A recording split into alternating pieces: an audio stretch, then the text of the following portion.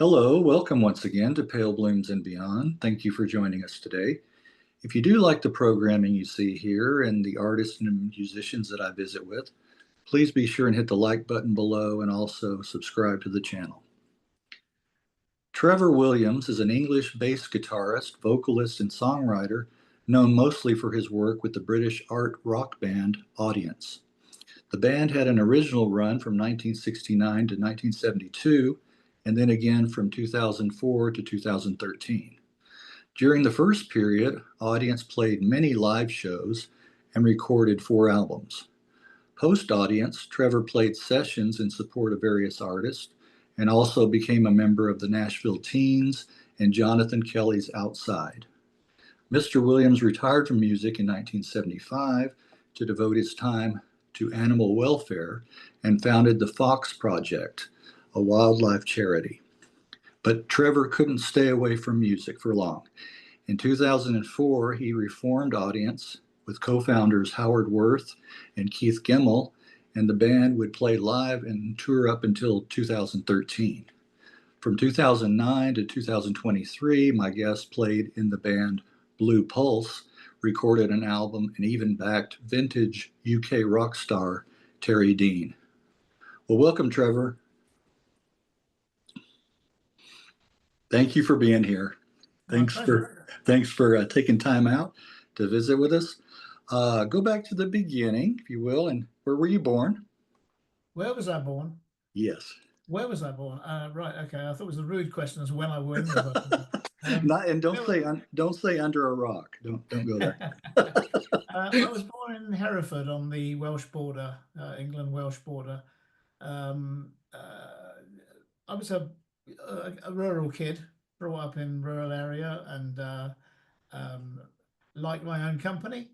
I think I got involved with interest in music very, very early on when my grandparents made a very silly mistake and bought me a penny whistle for Christmas, which I'm sure by midday that on Christmas Day they regretted. I sort of astonished them slightly because I mastered Guy Mitchell's Pretty Little Black-Eyed Susie, which had been in the charts just a little while earlier than that. I mastered that in a matter of minutes, and Okay. And from then on, they were buying me musical instruments, so they figured I got some talent. Right. Well, right. I was going to ask you. You said near the Welsh border. Williams is a Welsh name, isn't it? It is, and so is Trevor. Yeah. Okay, both. Okay, so you have Welsh blood. All Okay. the way. Yeah. Yeah. All right. Welsh mining background. Oh, okay. Okay. All right. Well, that's very interesting. Well, go ahead and continue. Was there music in the household early on? There always was. I mean, I was brought up by my grandparents, and my grandmother was tone deaf. I mean, she whistled all the time, but she only had one note. But she thought she was more versatile than she was.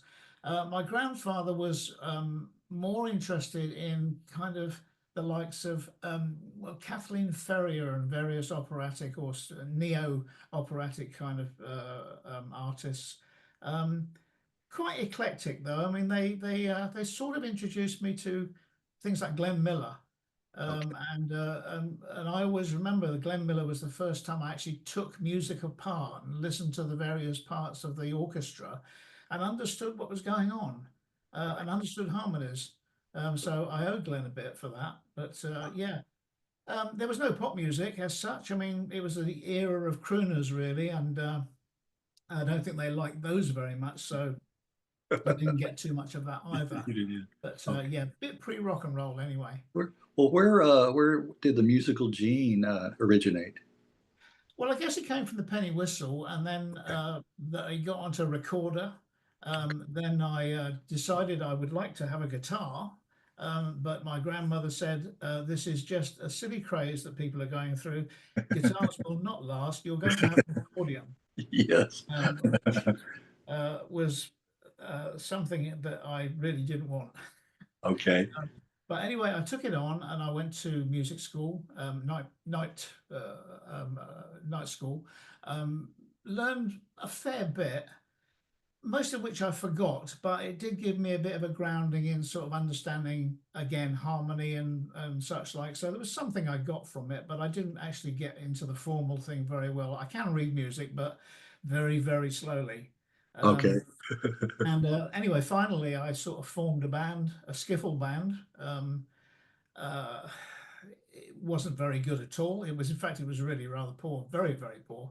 And gradually managed to persuade Grandma to get me a guitar. Uh, And okay. that was all I wanted to be was Dwayne Eddy. Yes. Yeah. Dwayne was my, he was my, he was the epitome of it all for me. Dwayne Eddy, the Ventures and the Shadows, I suppose, also. Right. And I became a lead guitarist, formed my own band out of people who were either tone deaf or rhythmically challenged, but they had instruments and they came from working families, and that's really Like, what I needed. I like Um, that rhythmically challenged. I like yes, that. yes, I had a rhythm guitarist who couldn't, who had no rhythm sense of rhythm at all, and a tone deaf bass player, Yeah. and a drummer who would play the snare drum on the on beat, Okay. which was all very wrong, but it got me started, Yeah. and I rather ruthlessly got rid of one after another of them as I found better people or better musicians, whatever, until I sort of worked my way through pretty well everybody in the town I lived in at that time. Okay. Um, and and managed quite early on to get headhunted as a rhythm guitarist, in fact, for another band, which was going professional shortly after I joined.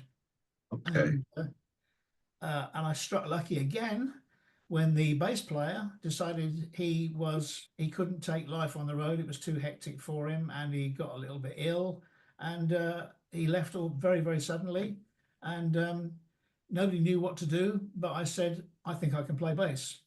And so I took over his bass, and that was it. And I found that that was really what I wanted to do, what I needed Right. to do. So, Right. yeah, it was a gradual. Life is organic, I find. Yes. Yes. And I like the most of the recordings that are done organically are, I like those. I think I prefer Yeah. those. Yeah. Well, you mentioned guitar and then going to bass. Do you think it's easier to go that way than going from bass to guitar? Oh, I would imagine Yeah. so. Yeah, I can't imagine going the other way around. Right. I kind of ran out of I was running out of steam as a lead guitarist anyway.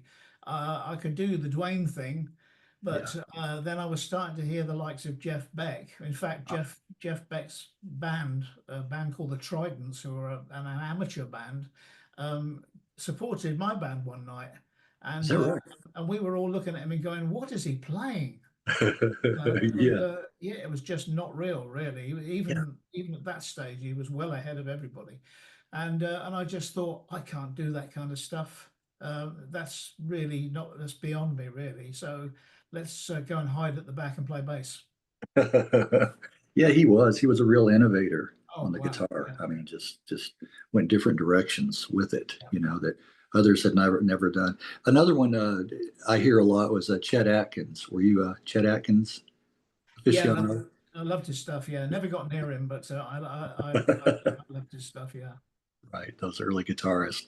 Well, how about some other early musical influences, bands and artists? Um, I kind of think that my first one that I really, really latched onto as a real hero was Eddie Cochran.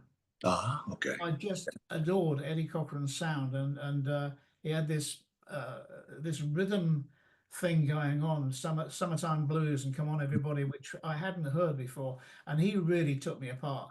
Yeah, And he was a great guitarist as well, yeah. and one of the first singer-songwriters in terms of rock and roll. So him and Buddy Holly, I guess, were the first ones to sort of score on that way. Buddy I liked a lot as well. Very first song I ever sang live. Very first song I ever sang live on my very first gig was "That'll Be the Day." Is that right? Is that Yeah. right? Um, I guess Little Richard, he blew me apart because I went to see him in 1961, I think, and I just couldn't believe the energy. That was just astounding gig, and it still resonates with me today. Sort of wow, how many years is that later? 60 odd, 65 maybe. Um, Exactly. It's been many years. Yeah. Well, go yeah. ahead. Go ahead.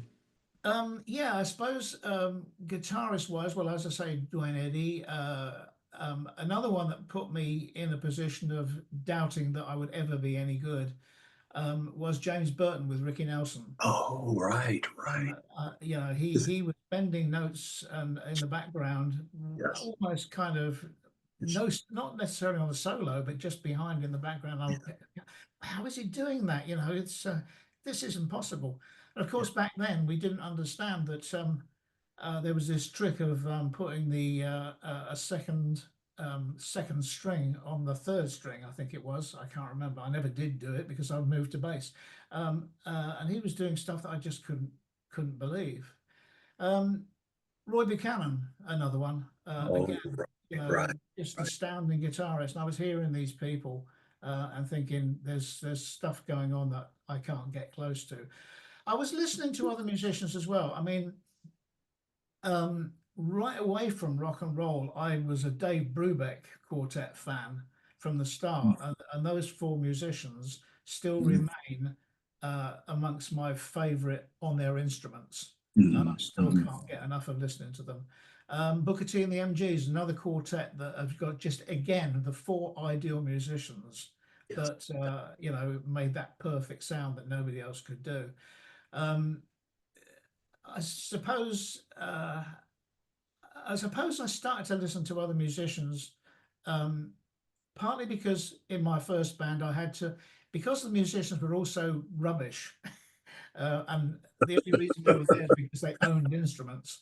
yeah, I had to learn their instruments, and in order to teach them how to play them. right, That was the way I kind of operated. So therefore, I kind of listened to drums, which I was able to do to a degree.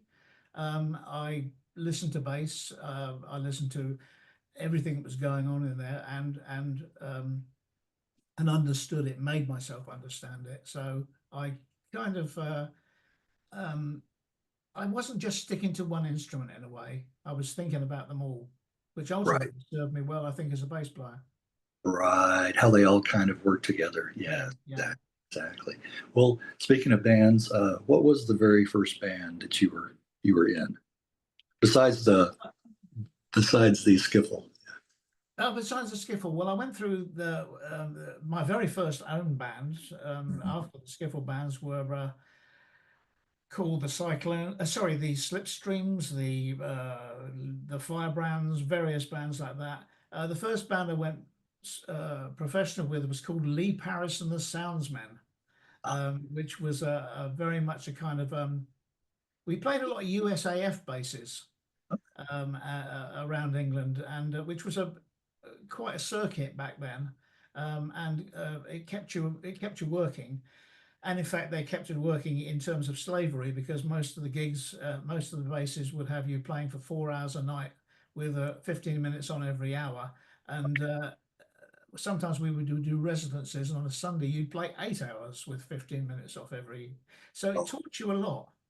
Um, you and it taught us to play everything because you had to play blues, you had to play country, you had to play ballads, Roy right. Orbison kind of stuff, all that kind of business. It was a pop band, it was a covers band. Okay. Yeah, Um, so that was kind of oh, excuse the bleeping. it's all Um, that was the first professional band. I went into harmony music in the next band, which was called the Ginger Tom People. Um, and that was very much kind of Four Seasons Beach Boys sort of thing. right. Yeah, When I found that's probably where I found my voice, which has never been a great voice, but it was an adequate sort of voice. And again, I think that's probably served me well listening to Glenn Miller earlier on because I understood what people were supposed to do with harmonies, where they should be right. going, not getting in anybody else's way. Um, then I got into soul music. I joined a soul band, which was called the Lloyd Alexander Real Estate. Yes, And yes. Yeah, from that, when that kind of fell apart because the whole kind of yeah, soul boom started to die out, and prog rock was coming yeah. in, Right, and everybody was experimenting with all kind of stuff. That band tried to get that direction a bit with a kind of it was a brass led band, and we were kind of thinking of going in the Blood, Sweat and Tears Chicago direction. right, But right. but we were kind of trapped in that there were gigs we were doing, a lot of gigs, soul gigs, where we were doing very well, and we couldn't get into the prog side of things because people would just go, "We're not booking you. You're a soul band." And we Yeah. couldn't go back to the soul gigs and play this prog rock stuff because they just look at us and just go, "I can't dance to this." Right. So Yeah. basically, the That's band kind of slowly that's wound down, right. That's unfortunate. depressed us because Unfortunate. If they can't pigeonhole you and put you in one category or the other. no, Yeah. well, Yeah. England's like that, I'm afraid. Well, it's like that over here too. It Is it? is. Yeah, Yeah. yeah. Yeah. It's Yeah. much Well, more healthy in Germany. Germany seems to have a right. very much Right. uh, a very looser thing where they just go, it's just music. So Right. it Right. could be I think jazz. in and I think Holland is another one that's very, loosey, Yeah. like you said, So I organic. think Yeah. yes, Yeah. that's right. I think they are, and also Yeah. I think on your side, Mhm. New Orleans seems to be that way because I Oh, do remember yeah. one of those drummers that I adored back in the old days, Earl Palmer. Hmm. I remember him saying that it didn't matter what you played; it was just music. So Yeah. a drummer was expected to play any form of music he was asked to, Yeah. and so he didn't categorize anything. He just went to music or Right. whatever. Right. So Yeah. He had to adapt pretty yeah, he did, well. and Well. So yeah. yeah, he covered everything. Yeah.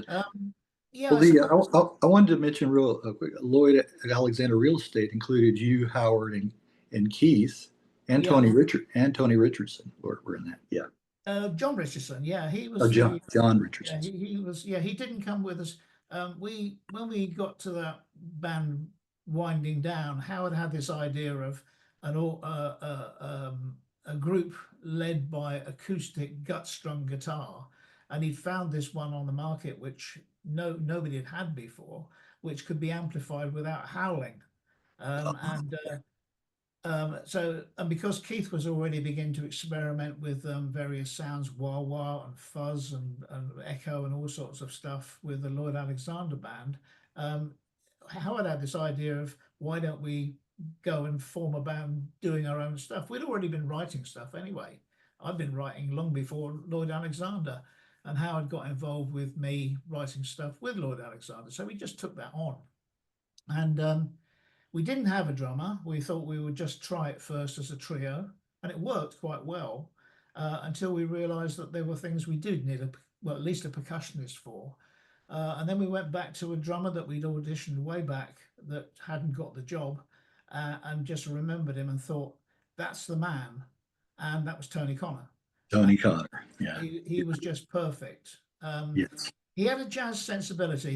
His like me, his hero was Joe Morello from Dave Brubeck band, and Morello always kind of played more than just drums. It was very much a percussive, musical kind of drummer, and Tony was very much like that too. So we very quickly found a different sort of direction, which worked very well for us. I guess we just formed audience, and we'd Okay. found that we got a sound, Yeah. and we were writing like crazy, and we had this kind of a rule, and that was if we wrote a song and there was an obvious way to play it, then we wouldn't play it that way. Okay. Okay. So it was we were very we just refused to accept that anything would be the way you'd expect it to be. Okay. We got a little bit Okay. more orthodox later. Yeah. But A little antithetical to the yeah, main. yeah, Yeah. and it just worked for us. It was really Yeah. strange because I mean, including bits of bossa nova, it included all sorts of really weird things, bit folky here and there, a bit bluesy. Well, there was always a blue, there was Yeah. always a blues sensibility. Yes. And there always has been with us. I think that comes about because one thing we all shared as pretty well our heroes, our vocal heroes anyway, with Ray Charles and Marvin Gaye. Okay. And so there was that kind of uh, soul element, I suppose. We weren't really, when I say blues sensibility, we weren't being John Lee Hooker at all. Right. No, no. Uh, But but you had it those. worked. It seemed Yeah. to work, and we hadn't been together for 6 weeks before we got a record contract, before we'd Yeah. even done any gigs, Yeah. and management and Yeah. residency at Yeah. Ronnie Scott's, which Right. was, you Talk, know, talk about that. Do you recall when Tony Stratton Smith first became interested in the band? yeah, that was probably a year after we formed, and we were supporting Led Zeppelin at London's Lyceum. We were bottom of the bill. Actually, no, we were middle of the bill, and uh, we got an encore, and it was kind of unheard of, really. If you were supporting a band that everybody wanted to see, they wanted you off the stage as early as possible. Yes. You know, you're just just finish, just get on with it. And we got an encore, and Strat was there, and as he was known, Strat, and he came up afterwards. And he said, "What's going on with you and all that? You know, are you still recording and all that?" We'd done one album by then, for Polydor, and we hadn't liked it. It aged very, very rapidly, because uh it was recorded almost, well, it was recorded while we was um still rehearsing for live sets, and I think we did one or two gigs, and that was all before we finished the album. So it was out of date very, very quickly, because as soon as we took that stuff on stage, it developed into something else. It didn't stay the way it was recorded, so it was out of date very quickly. Polydor didn't promote it well, and we really wanted out of that contract. And when Strat came up and said, "I'm very interested in taking you on," we jumped at it, because Yeah. we were looking for an independent label that cared, Yes. that weren't just business. Strat was never just business. I mean, he liked money, Yes. but Yes. he was never just business. He had to believe in you, Right. and if he believed in you, he'd do everything for you. So we jumped at that chance, and it was not long before we did our second album, and that was with him, um, which was kind of better than the first, but still wasn't where we needed to go. Well, yeah, I like so many artists on that Charisma label. Uh, Yeah, he really pulled in a lot of talent, on that. But I wanted to go back to the self-titled. Well, I want to go back, through the albums, yeah, and then just kind of mention my favorites, yeah. and get your takes, or your memories. Uh, do you recall the recording sessions for the '69 album? I do. They were odd. We were produced by a guy called Chris Bruff, who was hadn't got a lot of experience at all. He'd done a little bit of engineering, apparently, for Cat Stevens before Cat had been anything very much. But he got very little else to his name. But he did have contacts, and he did have a bit of fire about him. He pushed and got us where we needed to go for that point. He served us. He served his purpose with us, I suppose, and perhaps we served his purpose a bit too. Um, Unfortunately, Chris didn't like working into the night, so he used to get us into the recording studio at 8:30 in the morning. Well, musicians don't like that sort of thing. No, I don't like that sort of thing. No, and not only that, but the studio was at least an hour and a half away from my home, so that Yeah. I didn't Yeah. like that sort of thing either. So that it was a difficult album to make in some respects, but it did what it needed to do at the time. Yeah. It told us what we didn't want to do. Okay. That helped, and I liked some of the stuff on there. I still like some of the stuff on there a lot. Yeah. Lessons learned, right? Yeah, Uh, yeah, yeah. I imagine Axl Rose of Guns N' Roses has listened to some of the audience material it's, that has been over over, said. over his, because his voice reminds me a lot of Howard's. Yeah, it Yeah, has been yeah, said. yeah. I'm sure that's been brought up. Uh, but from the album, the first one, "Maiden's Cry," that's a nice track. That's one I really like. Yeah, that was a sort of obliquely. It was part of my hippie anti-war period, I suppose. But I did it slightly obliquely, in that I wasn't making it a big thing about Vietnam. Yeah. I thought I'd have a go at the Crusaders instead. Right. But it was that was the third version of that song. Yeah. It had been three different songs before it actually came to be that. Is that right? Okay. Mhm. Interesting. It Interesting.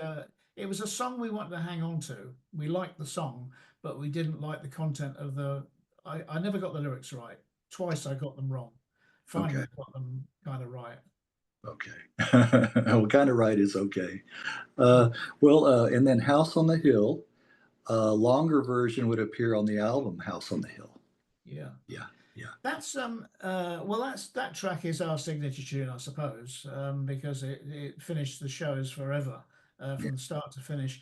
It was written well before, it was written when I was in a band called Pastel Tangent, which was a very much a psychedelic, not very good band. Never went professional. Before Lloyd Alexander, and I just wrote it in a pub one day, and it was inspired by an Edgar Allan Poe story I'd read. It Oh, wasn't. okay. It didn't follow the storyline or anything. It just kind of had the mood of it, I suppose. And we did it in that little band as in a kind of a Jimi Hendrix style, in a sort of a Foxy Ladies sort of style. Yeah. Which, Okay. which Yeah. I mean, it's remain that Foxy Lady riff is underpins House on the Hill all the way through. Yeah. You can hear that. It's Yes, you there, can. and it was never not there. When we took it on to Lloyd Alexander, and we made it into a. That was when it became a little bit more Blood, Sweat, and Tears ish, Yeah. With the brass section, and then when we took it on to um, audience, it had that sort of bossa nova solo period feel in the middle, which just developed into something silly because it started out as being 4 minutes long, and uh, by the time we finished as a band, we were doing about 22 minutes, I think, something like that on average. So it just developed into a showstopper, I Yeah. suppose. Yeah. I was always what always interested me about well, we did an American tour in 71, and we went to the University of Virginia, Yeah. and the apparently Edgar Allan Poe had been there. He studied Uh-huh. there, and Is that right?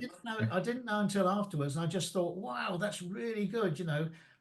Edgar Allan Poe inspired me to write House on the Hill, and here I am in his university playing Uh-huh. a song inspired by Edgar Allan Poe. He's been dead for quite a while, and we'll never know.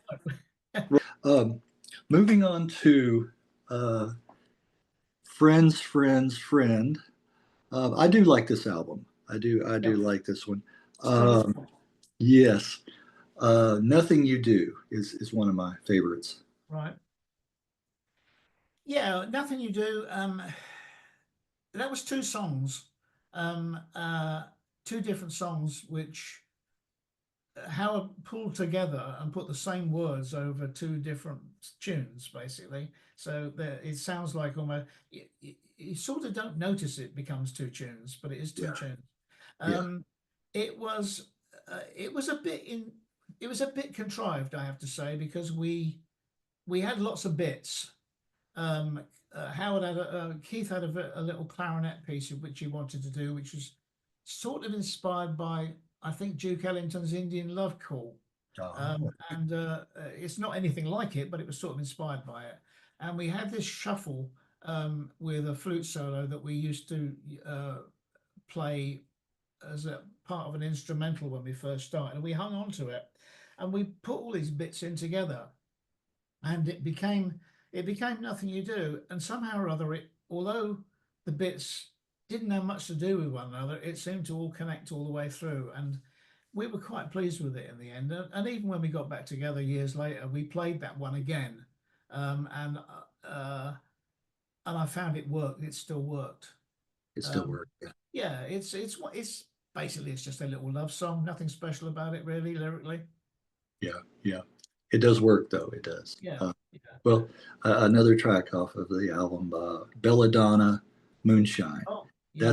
That's got a nice groove to it. That one does. That was our first single, and Oh, it okay. it didn't hit.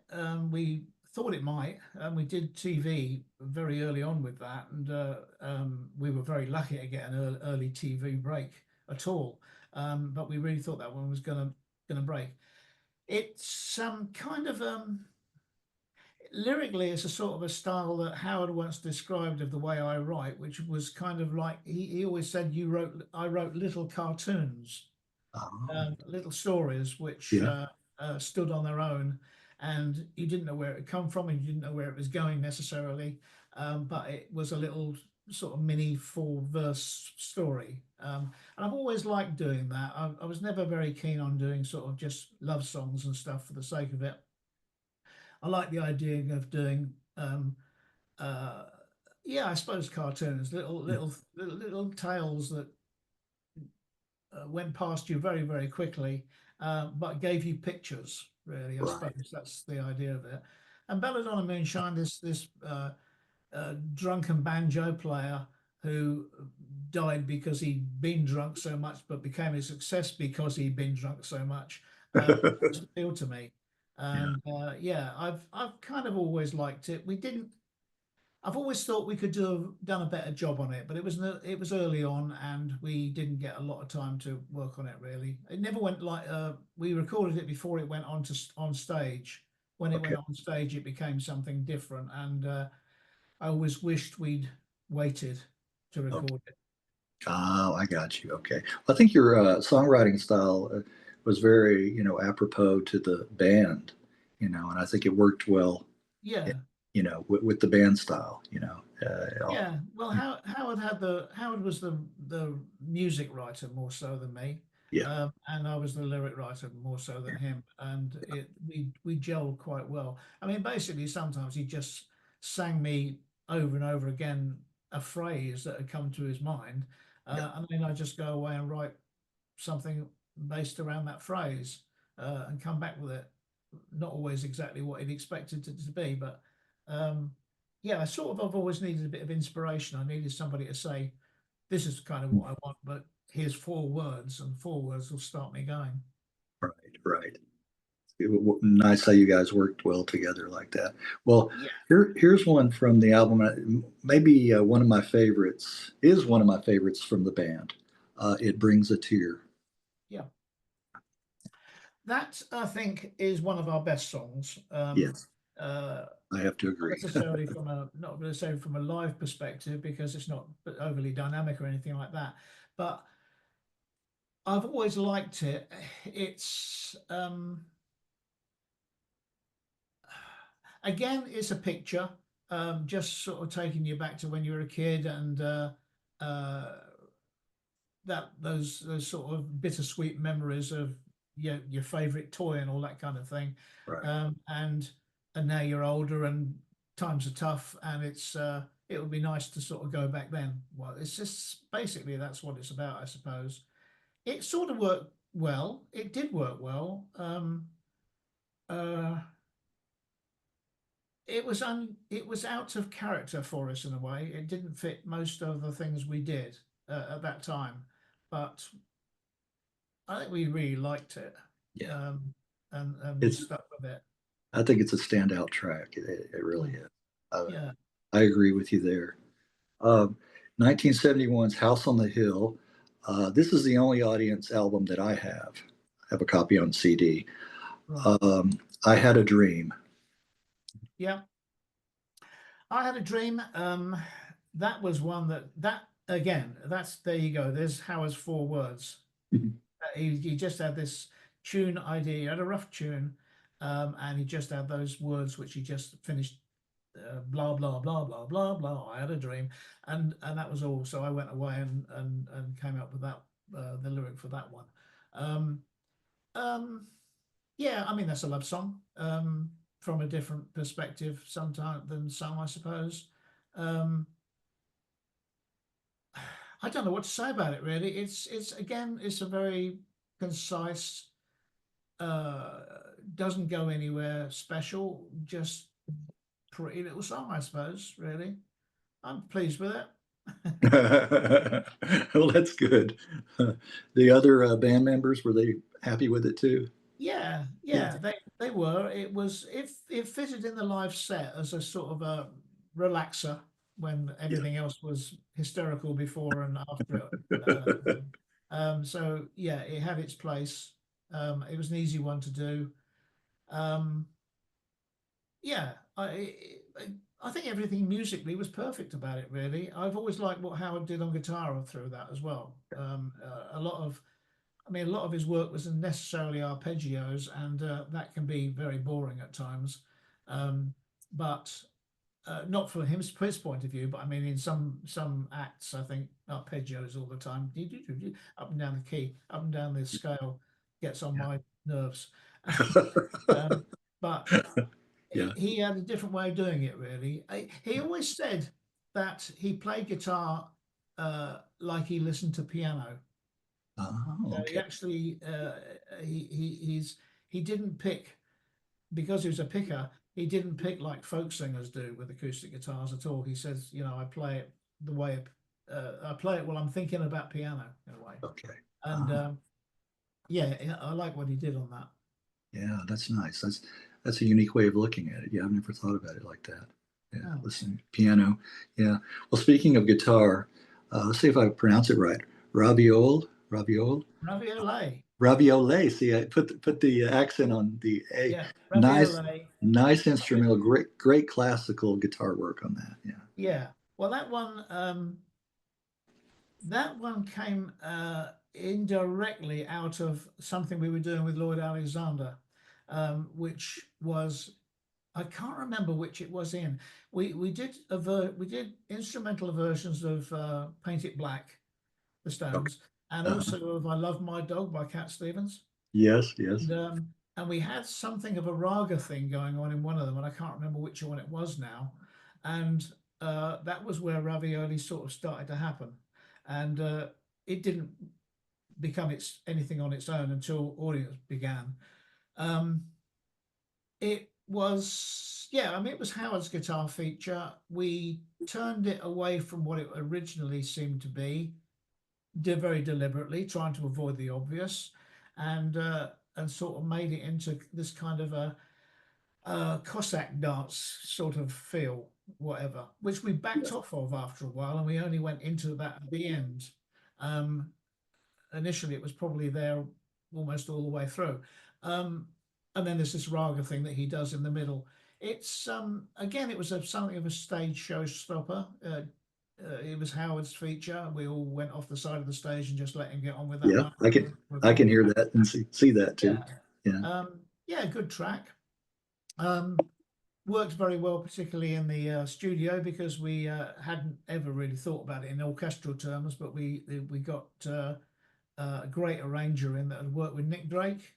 Uh, Oh yeah. Oh, one yeah, of my favorite. Yes. yeah, Yeah. Wow. and yeah, I mean his work, his orchestral arrangement on that was exactly what it needed to be.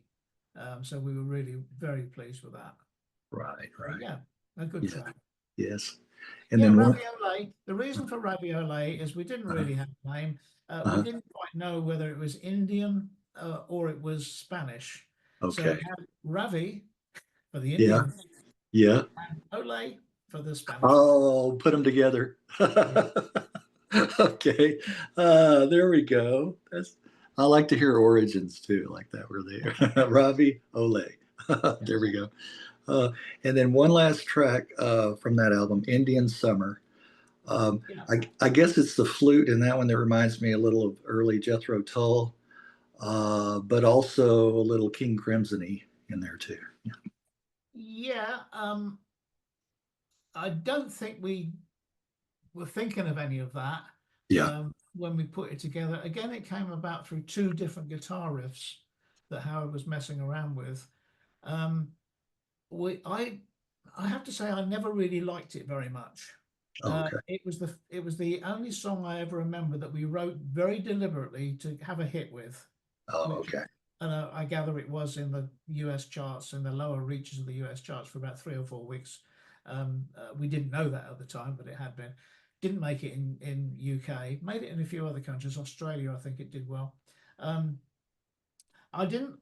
I didn't overly like it because I'd written it very specifically to have a hit, and I didn't really want a hit. I was afraid having a hit would make us uh, want to have another one. Right.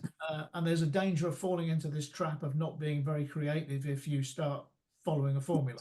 So I was a Yes. bit wary about doing that. But Yes. by then we were working with Gus Dudgeon as our producer, who really upped our game in the studio. He was one of the team. He was one of the band. Um, uh, Really excellent producer, really excellent to work with. And he kind of drove us to write it. Uh, I always regret the fact that we couldn't come up with a middle bit, and we ended up with doing this oh thing, Yeah, that part. Yeah. which really makes me cringe to this Oh, day. that's it. Yeah.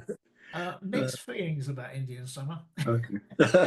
Isn't that interesting I how? sort of like I must admit, I do like this little story, which was, I have to say, slightly that I copped off Simon and Garfunkel, Oh, okay. because it has that.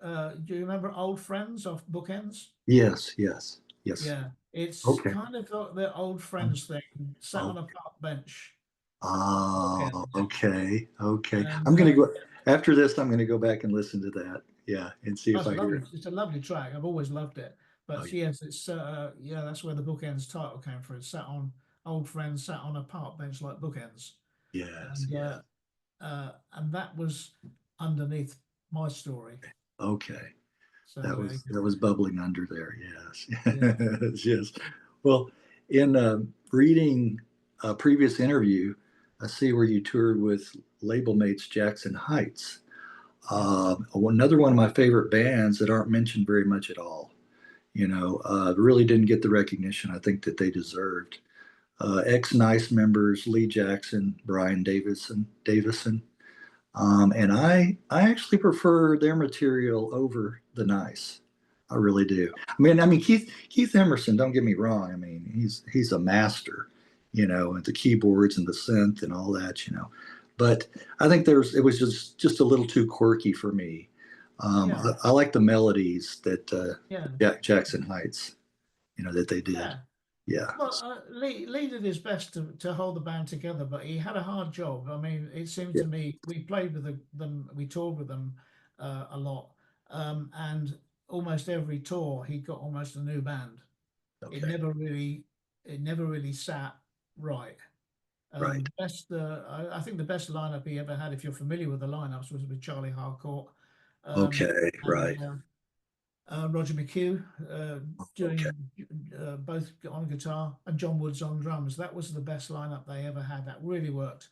Yeah. But I think by then, Charisma were finding that they weren't looking like going to succeed, and I think the backing drifted away from them. Okay. But I- nice Yeah. guy, Lee.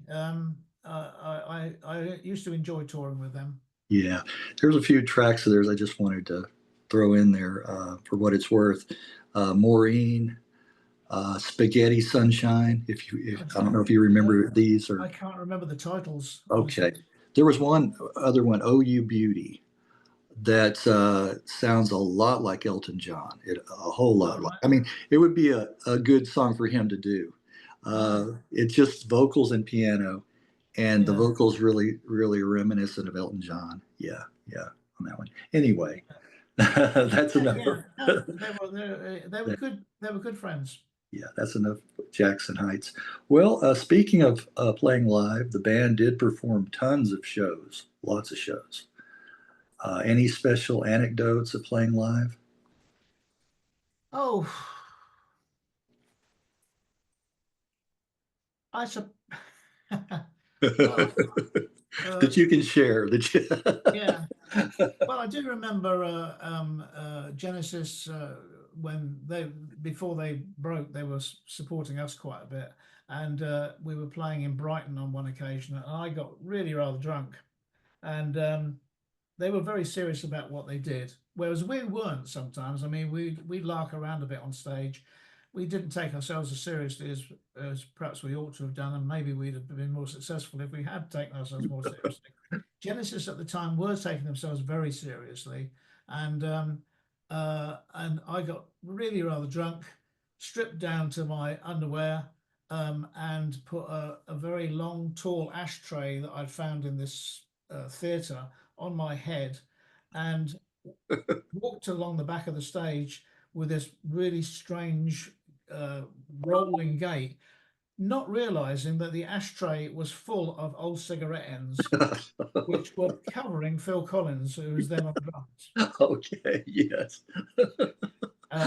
I left the theatre before they came off stage when I realized what I'd done. Uh, But I think Phil probably forgave me. Interestingly enough, when we towards the end, when Phil, when Genesis were much bigger than we were, and I think the last time we played together, we were supporting them. It had all switched around, and we were he and I, and a journalist from Sounds magazine were in the Lyceum, the same place that where we'd supported Led Zeppelin, and the journalist said, "Why don't you two do something together?" And we sort of looked at one another. What? He says, "Your voices are similar." And I thought, "Are they?" And I think all Jerry, the journalist, had heard we were both the backing singers then. And when you listen to us backing singing, Yeah. we are a little bit alike. Okay. And I sort of, and we just looked at one another, went, Right. I don't know what you're talking about, whatever. But I kind of regret that we didn't sort of chat that one through. Oh yeah, yeah. Maybe. That would have been interesting. Yeah, I found it interesting too with Phil Collins. It's such a great voice. I mean, he does Yeah. that. He was kind of in the background all that time. Yeah. Not that Peter Gabriel. I mean, nothing to sneeze at, you know. No. But same story with remember the Carpenters, the American group Yeah. with Karen Carpenter. She Yeah. was just the drummer to begin with. Yeah. She wasn't the lead singer. And a good drummer. Yeah, and a good drummer. How could they have kept that secret? You know what I mean? I mean, you would have thought that her brother would have figured that out, you know, early on. Wow, you've got a voice. You need to be up Yeah. front, you know. Yeah. So I do understand that. yeah, It's strange, but yeah, I mean, he did that. I wouldn't have been able to do that. I mean, he had the voice. I really don't. I'm not a lead singer. yeah. But he turned out to be. Well, maybe I was thinking maybe Peter Gabriel. When you put the the ash can on your head, was that with Peter? Was he, or was that Yeah, later? he was out the front then. Okay, he was. I think thinking, all the cigarette ends missed him. I was going to say maybe he thought you were trying to upstage him. You know, his outrageous outfits that he would wear. Well, I imagine the audience possibly did think it was part of the act. Yeah, part of the act. Yeah. That's funny. Yeah. That's fun. Well, after I didn't mention the album Lunch. Did you want to mention any particular tracks off that you're partial to? Lunch for me, I'd already become disenchanted with the band anyway. I was planning to leave, and I kind of mentioned to Howard alone, well, Howard and our management, I didn't want to demotivate the whole band, but I basically, before we did the US tour in late 71, I basically said, I'm going to leave. I wasn't really happy with things. It was basically, we were moving towards 3 and 4 minute songs. We weren't really stretching out anymore, and we weren't producing the kind of music that allowed you to stretch out very much. And I really wanted to stay doing that kind of thing. I thought as a live band, that was where we were at our strongest, not on record. On record was, to me, was secondary. Right. And the sort of songs we were writing, which was the stuff that came out on Lunch, really. And I'm not knocking the songs on there, because I mean, I still think we wrote some good songs, but I don't think that was where I didn't want to go that way. And so Lunch, I've kind of always been slightly divorced from Lunch. I did my best on it. I'm very happy with some of the stuff on there. some of it was very much studio stuff. I mean, my favorite track on there is Party Games, and Okay. it doesn't have anything to do with our live act at all. It was just a fun little thing to do. Um, just a little neo-political piece in a way, um, uh, but with some nice musical nuances to it, which I really enjoyed doing. I sort of enjoyed doing the stuff in the studio, but when Lunch came out, I didn't even like the title. I didn't know why it was called Lunch. I was Yeah, that yeah. Where'd that come from? well, I don't know. I was totally disinterested by then, and I didn't care because we'd gone into the studio with the idea of calling it Seven Sore Bruises, which one of the titles of the tracks on there, and it was all going to be uh, again little cartoons, I suppose, um, and also the band wasn't the same because during the American tour, Keith left under a cloud. I think we hadn't had enough time apart for 3 years, 3.5 years. Okay. Okay. We were not happy with one another. We needed a break. We needed to rethink ourselves really, and we didn't get the opportunity because the management just worked us and worked us and worked us. And Keith was the most affected by it, I think, to the point of his temperament was just really difficult to deal with. And during the tour, we just went, this can't happen. So I was asked to stay on with Keith going, and I went, oh, well, all right, I'll stay on for a while, but I don't really want to. So I stayed put, and I didn't really like the new lineup. I didn't think it worked. I didn't think Lunch was a great album to promote. I was proved right because we that last kind of 8 months of our life when we did have the new lineup was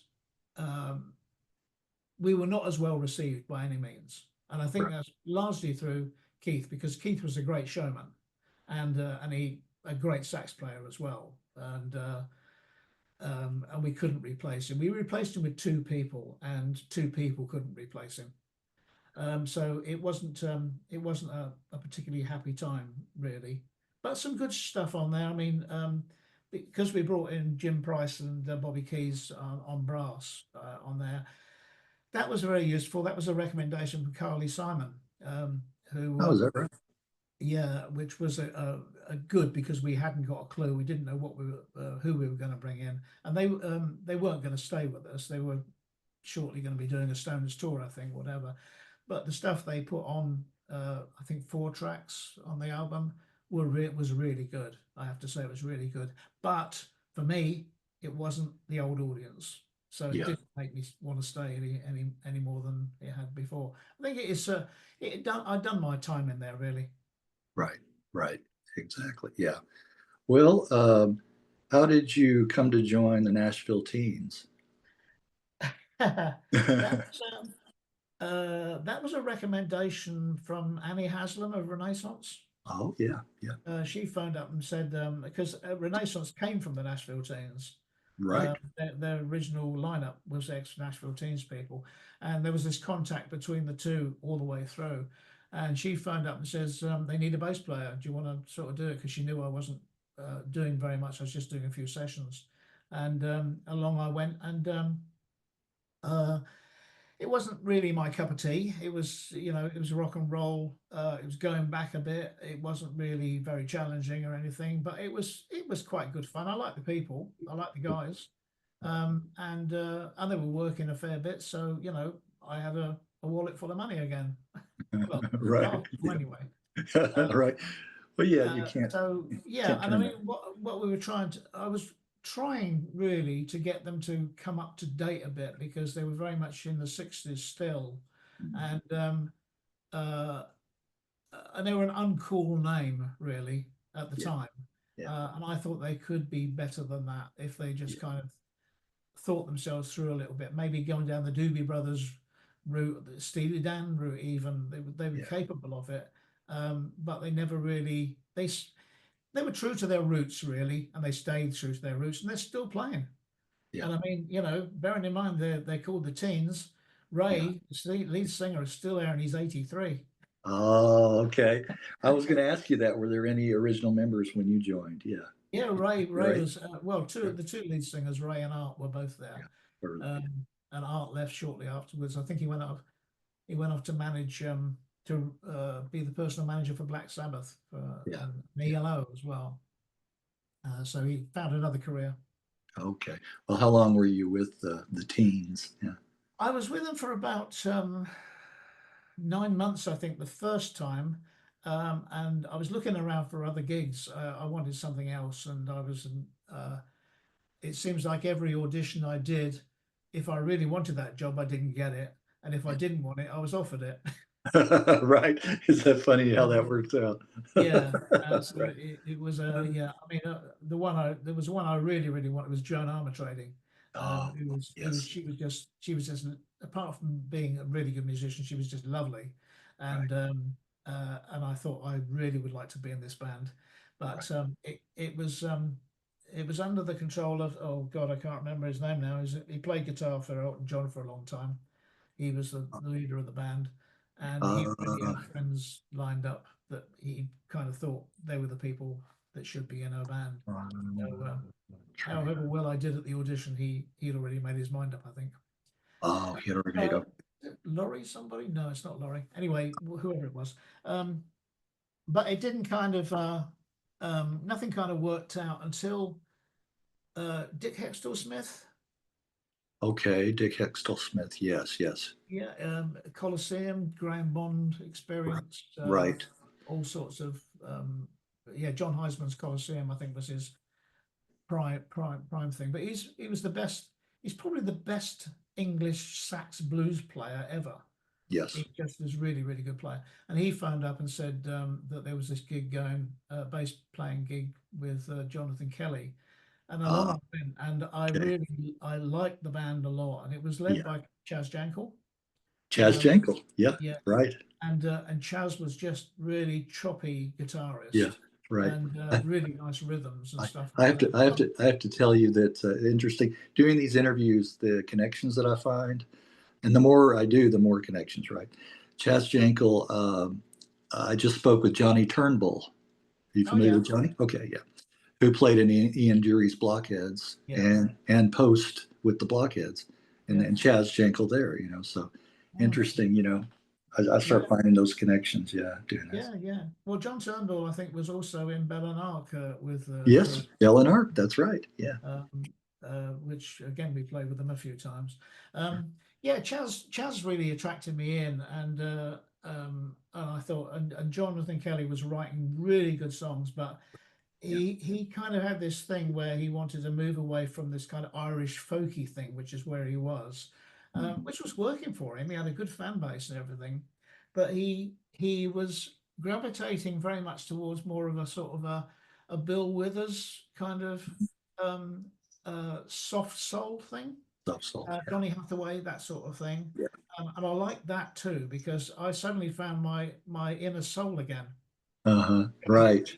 rejected for years. I think Yeah. that largely I rejected soul music because Motown had gone down the road of pushing the Supremes above all, and Yeah. I did not like the Yeah. Supremes. Yeah. And uh, Yes. and I only hung in there for Marvin Gaye and the Temptations, Uh, really.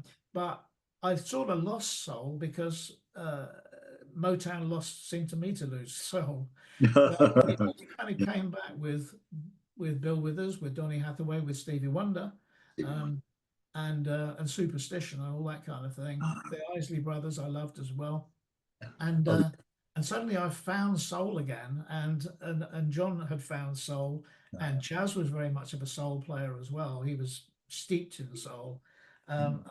When I sat back into that band, I suddenly was playing funk, uh, and I'd not played funk for years, and I was playing funk better than I'd ever played it, right. largely thanks to Chaz.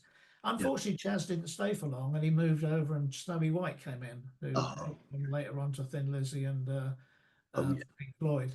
But he was fairly unknown then, but he'd been a protege of Peter Green. Yes. Oh, one of my all-time favorite guitarists. Oh, yeah, to me, Early Fleetwood Mac. Early Fleetwood Mac. yeah, Oh, yeah. To me, nothing. after Jeff Beck, Peter Green is the Yeah. next in Yes. the UK. Just Uh-huh. lovely, lovely. lovely player, lovely and lad.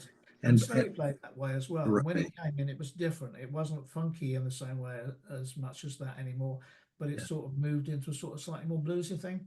And I yeah, enjoyed that too. yes. It was a good band to be in, but um, John Kelly was a little hard to work with at times. I think he was steeped in working alone a lot, and Oh, he found it. He wanted to work with a band. He wanted to be a funk musician, as it were, yeah, but it was a slightly ambiguous relationship in a way. okay. And one gig, we just had a bit of an argument, and I just said, I think I'm leaving, and Oh, uh, okay. and I've kind of then I left, and I didn't have anything else to do, Yeah. Well, and I got a call from the Nashville Teens again. going back. Yeah, and You this just time couldn't. I went. You This couldn't time break away. You couldn't break away. No. Well, this time I went back and I said, well, I Yeah. said I'll come back, but I said, I saw the musicians they got there then, drummer and guitarist, and I said, but I honestly don't want to work with them. I don't feel they're they're gonna give me anything.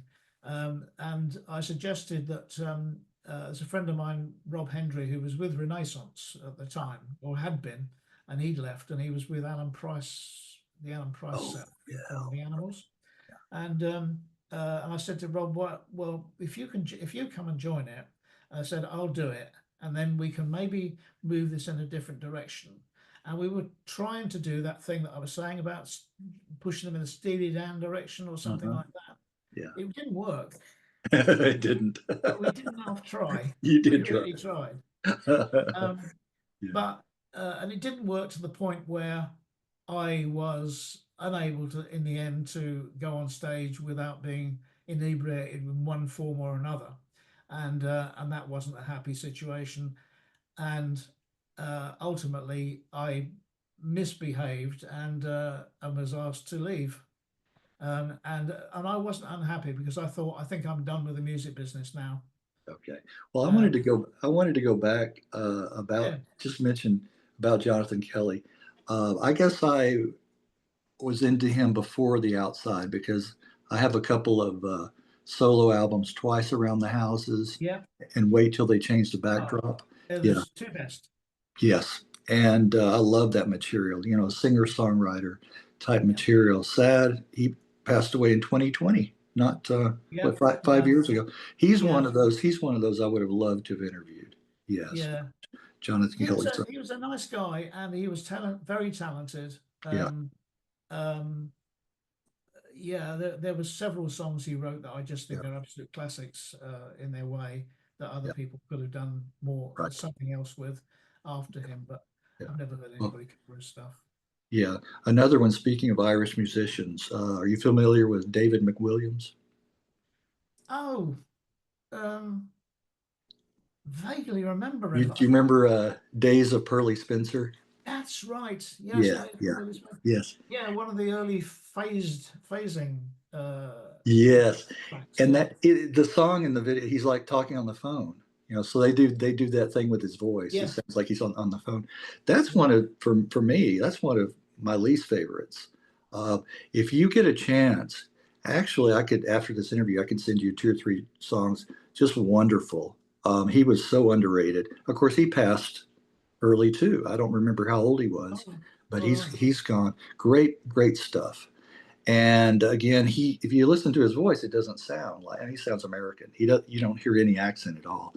Mm. Um, but David McWilliams, yeah, another one that's just, Yeah, yeah, gone too soon. But speaking of, those.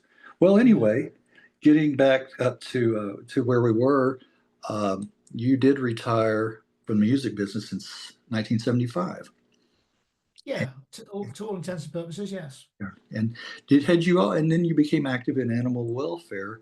Had you already had an interest in that? I always have had. I think being brought up in the countryside on my uncle's farm some of the time, a lot of the time, I was quite fascinated by what I saw around me, and I liked going off on my own, and being on your own, you see more than you do wandering around with somebody chatting to you all the time. So I picked up quite a lot about what was going on out there without becoming a kind of naturalist as such or anything like that. Um, but somewhere along the line, I got very interested, particularly in foxes, and I'm now sort of seem to have become regarded as being sort of something of an authority on foxes in the UK.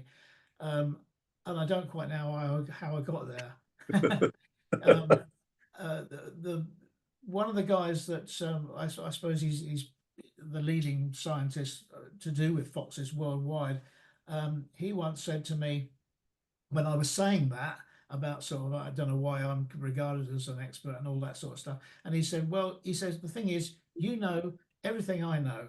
He says, and but he says I've learned it through science, through preparing, through research, through having equipment which enables me to do all this, that, and the other. And you've learned it from sitting under wet hedges watching. And he says, we both come to the same conclusion. So you're as much an expert as I am. I There thought, you go. oh, There you go. There you go. but they fascinated me because I think there were several reasons. One is that I felt they were very unfairly regarded because there's a lot of myths about them, which there are with wild dogs the world over, really. Whether it be coyotes in the USA and dingoes in Australia, they're always regarded as something.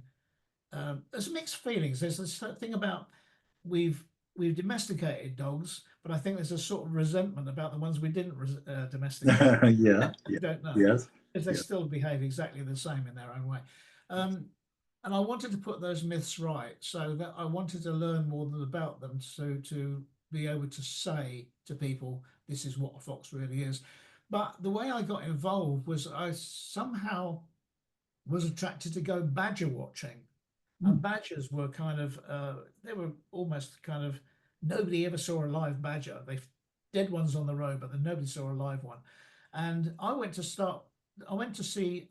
started going to see this place where I knew they were, going at 3 or 4 o'clock in the morning and waiting till dawn. And then they were fairly active, but by then they'd got used to my scent being there. So Oh, I was being yes. able to watch them.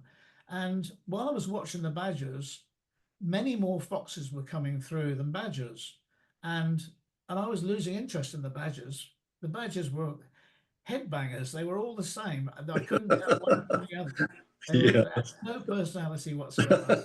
All the foxes, and Yeah. maybe this is because we are so used to dogs, and your dog isn't like my dog.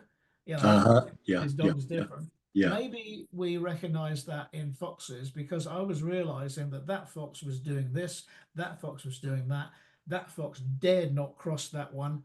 And I got all the dynamics of the foxes, and they fascinated me. I've never met to this day. I mean, my organisations deal deals with about 1,400 rescues a year, and I've Okay. never met two foxes the same.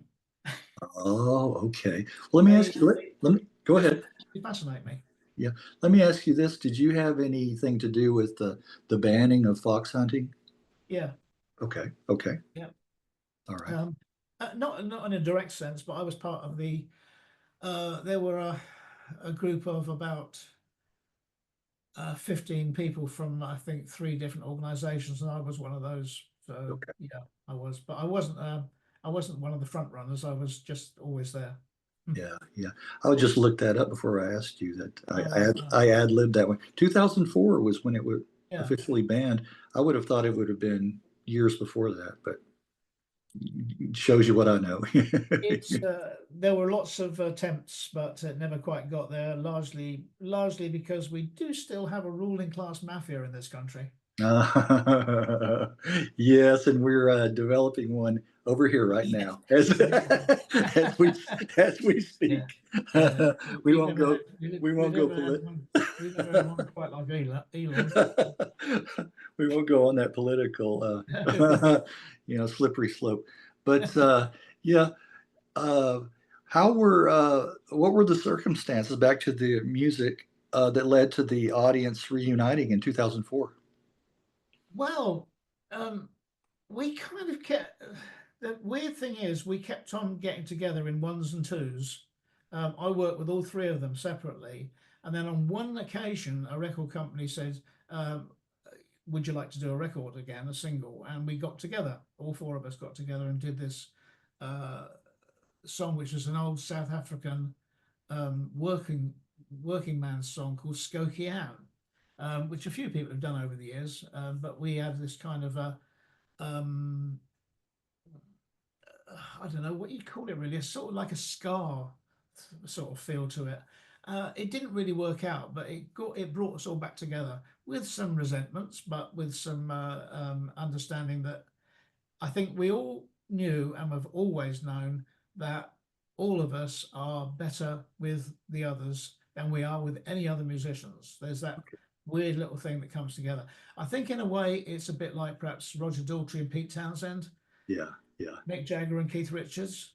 They yes. can't help but play together, but they don't necessarily want to the other one round to dinner. Right.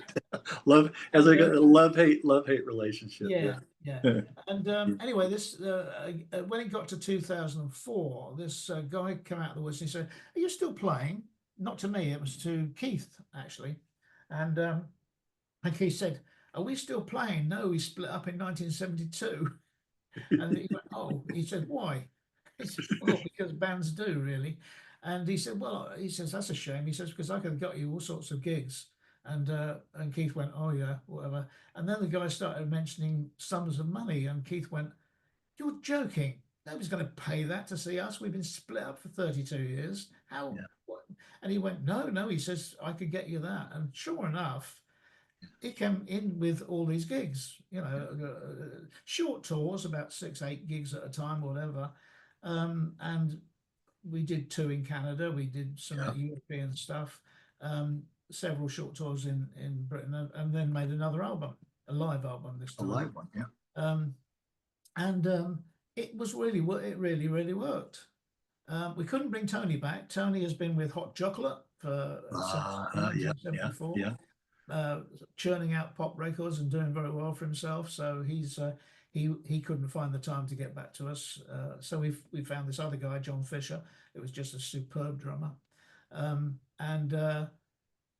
it really kicked off. We just found our mojo again. It just really, really worked. But we didn't want to do lots and lots of work. I think, one of the things that got me out of the music business in the end wasn't just the Nashville teens fallout. It was, I was sick of hotels. I was sick of airports. It's lovely to be on stage for a couple of hours a night, but all the other stuff that went with it, I just didn't want to do anymore. And again, when we got back together, we didn't want to do that either.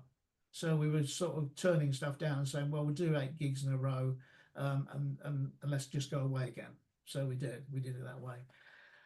Unfortunately, during the we got through to we managed to hold that together till 2013. Really, we lost our drummer. He died sadly, young guy, 44, pancreatic cancer along the way. So that kind of kicked us a bit. And then Keith got cancer as well. So the last gig we did was in 2013.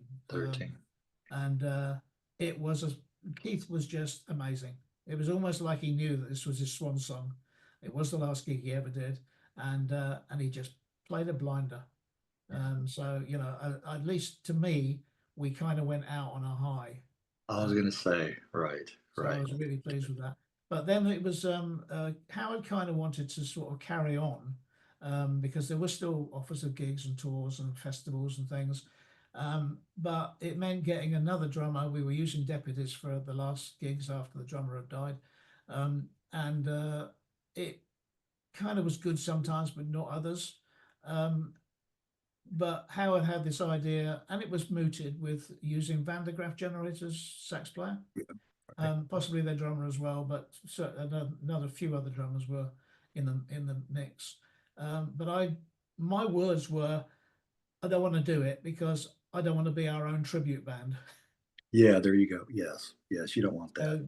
So, that's kind of how I kind of decided against it, really. Yeah. And I don't regret it because I genuinely wouldn't want to do that, because I don't think you're doing the people that people that have looked at you and liked you for 50 years don't deserve that to me. Right, right. I agree because I think, and there's too many around these days, too many tribute bands, cover bands, tribute bands, Yeah, all that. You know, every day there's a new one. Yeah, yeah, and I'm just not into that. You know, I say if you can't see the band when they were at their prime, you know, it's what's the point? You may have one original member still with the band, and all new members. They may sound exactly the same, you know, but going to see them live, it's like it's not to me. I know it's not the same, you know. yeah. Well, with it, yeah. I mean, my favourite bands along the years, you know, Yeah, Free, Little Feat, yeah, right, Steely Dan. yeah, They were a band. yeah, Um, the Doobie Brothers when they had Michael McDonald. yeah, yeah, But all those kind of periods of those bands I really, really liked. yeah, But when they started leaving, losing them, whatever, and new people were coming in, yeah, it didn't have the same feel. And yeah. it That's didn't mean to say they weren't a great band still, but they weren't that band. that's how I am. That's exactly how I am. Yeah. Well, you mentioned the live album, and is it? Let me ask you this though. It must be nice, really nice to still hear from original fans. You know, to know that your still audience is still a band that they hold high regard for, and Yeah. still after all these years. Well, it is. I think it's very flattering to think that we are part of somebody's history. I Yeah, suppose that's the thing. yeah, And of course, most musicians that have been any had any level of success must feel that too, because they are part of somebody else's life, and yeah, that's got to be flattering. yeah, That we've actually, from an ego point of view, I mean, I'm a creator. yeah. I've always created one thing or another, whether it be this charity, whatever that I'm doing now. But I've always wanted to create stuff, and you create to entertain, or you create to give somebody something. So it matters a lot when people find something in that, and Right. and it's And, part of that. And and some of it's more information than I really want, because I do remember uh, one fan in Hamilton near Toronto, and Mhm. he said my daughter was conceived while listening to the House on the Hill to the House on the Hill album, and I thought this is more than I need to know. that's that's TMI. They call Yeah, it does this TMI. mean I'm somebody's honorary grandfather? Right. That gives that gives a new meaning to the song now that I really don't want to go there. I really No, don't. Oh, I hear but you. nonetheless, it was a point of his life that Yeah, I do respect that, and yeah. I kind Well, of I kind of slightly I can't help but be slightly flattered by that. right. Well, You did have to you've try not been to think about it. right. Well, you've been part of the soundtrack to people's lives, Yeah, and yeah, yeah, very that's very what music special. is.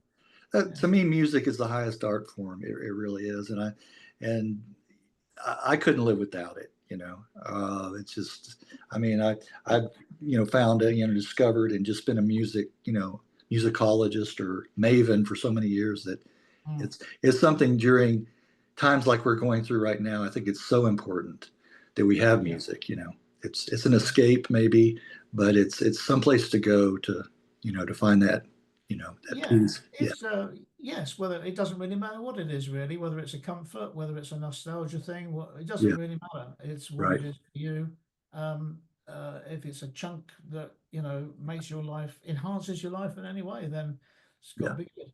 It does. It does. It really does. Well, Blue Pulse. Yeah. Want to hear a little bit about that. Not much. You said a loose, ongoing cooperative.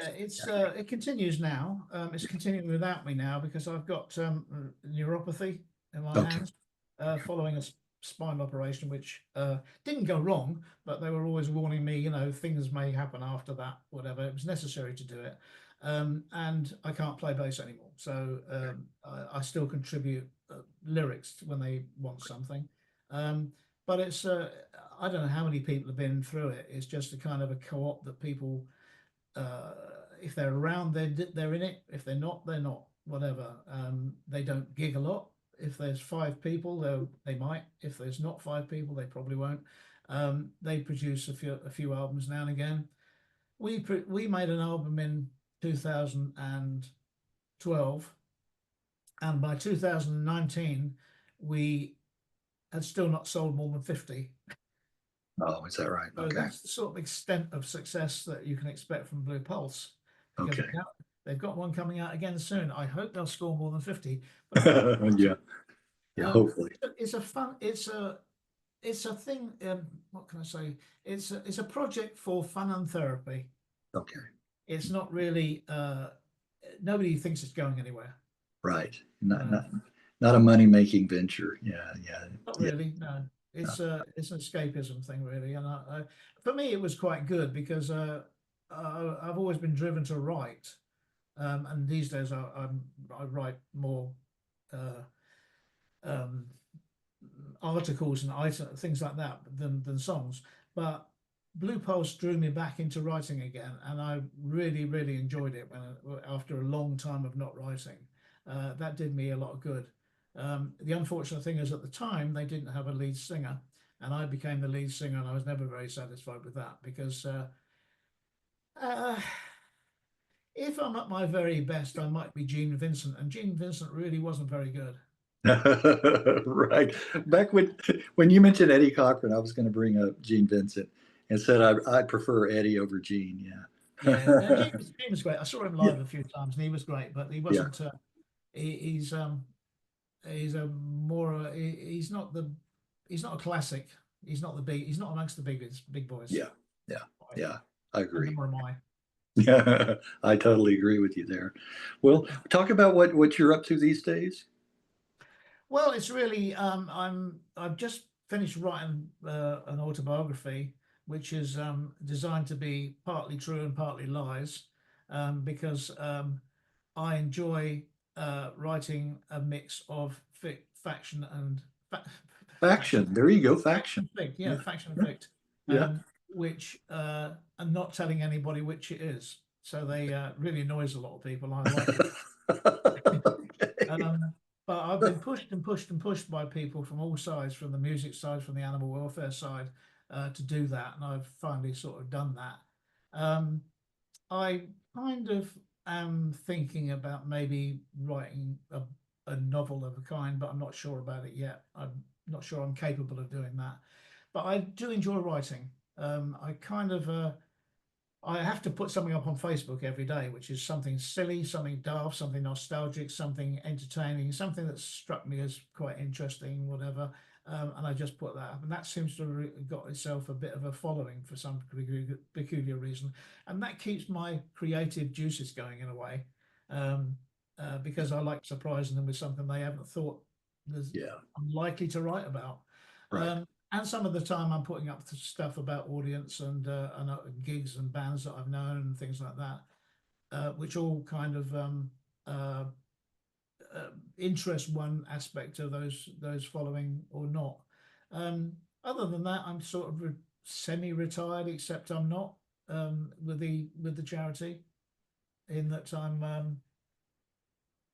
80 now, and I've got no possibility of doing the sort of extent of work I've done in the past, but I'm still there every day in some force.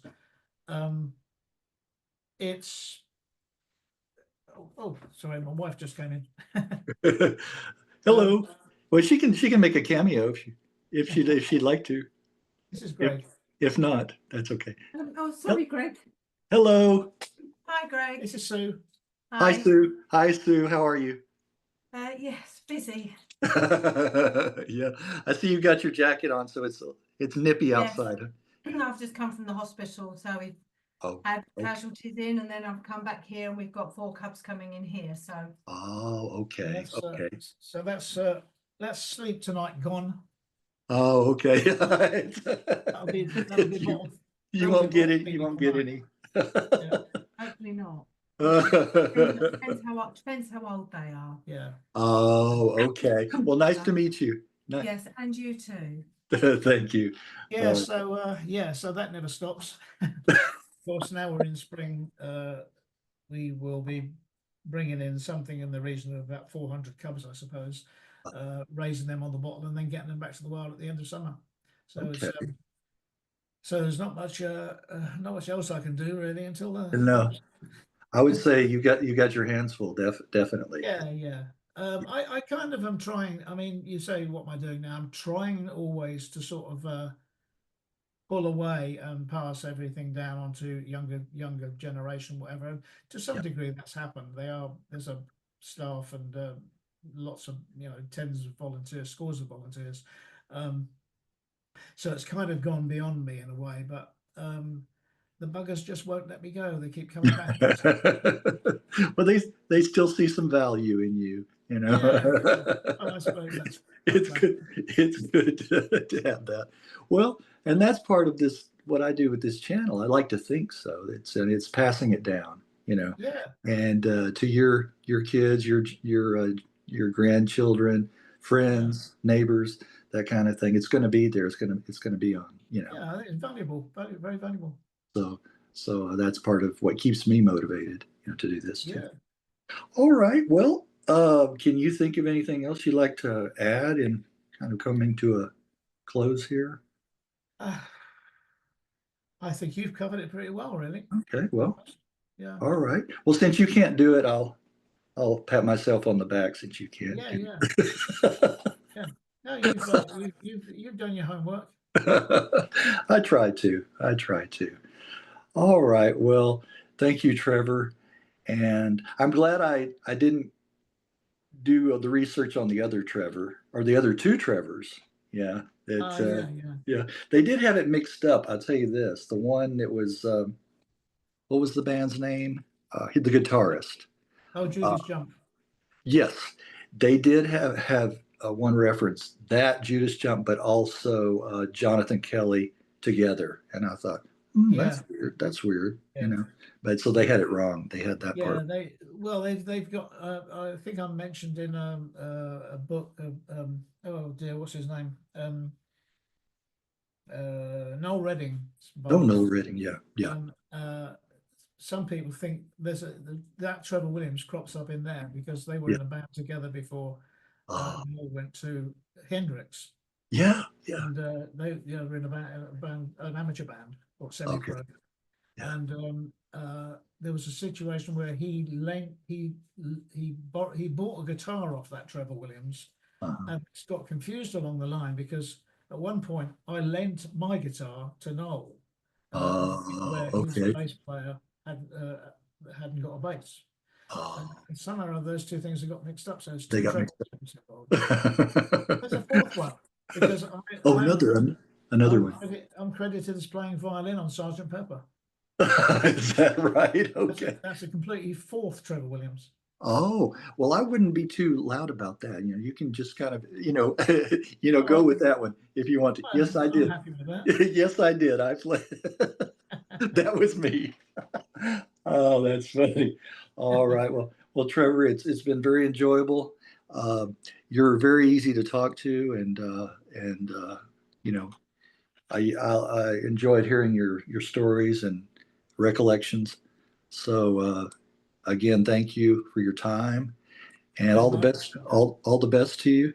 I'd like to say thank you for taking that leap of faith in doing this, because a lot of times I come out of the blue. People don't know. Who's this guy, this Greg guy, from Texas, what, on Facebook.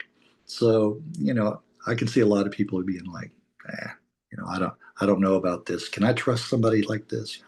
So thank you for doing that. Oh, well. And all the best to you. And you have a good, this is Saturday, right? You have a good day tomorrow, good Sunday, and good week coming up. Thank you very much. Take care, and thank you very much.